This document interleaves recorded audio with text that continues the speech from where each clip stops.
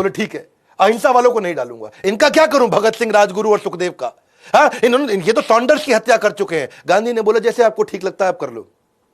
गांधी ने उनको बचाया नहीं, उनको फांसी की सजा सुना दी गई और गांधी ने कोई इनिशिएटिव नहीं लिया उनको बचाने के लिए, क्योंकि गांधी ने कहा कि जब मेरी वॉइसरॉय से बात हो गई भैया कि जो बिना लड़े करेगा उसी को बचाएंगे।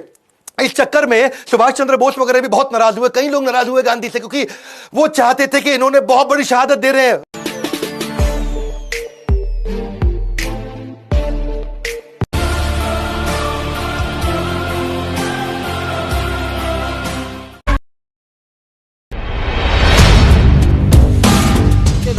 रगड़ रगड़ के आगे बढ़ रहा होगा और आप हमारे बेस्ट ब्रेन के रूप में किसी बहुत बड़ी मल्टीनेशनल अमेरिकन यूरोपियन कंपनी में काम कर रहे होंगे 50 लाख के पैकेज पे।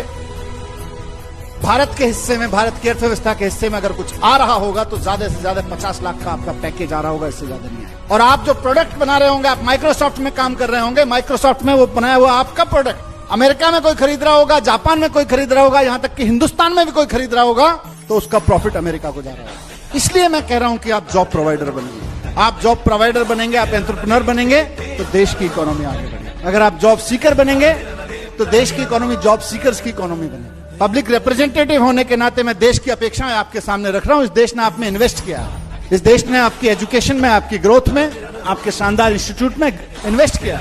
उसके बदले में आप देश को कम से कम एक सपना तो दीजिए। और मैं आपकी आंखों में चाहता हूं कि यह सपना जाए।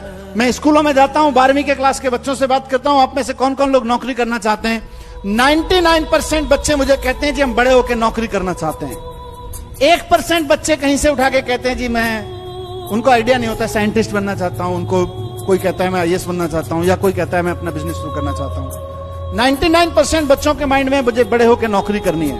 अगर हमारे 99% बच्चे स्कूल और कॉलेज से निकल के नौकरियां ढूंढेंगे तो नौकरियां प्रोवाइडर कहां से आएंगे?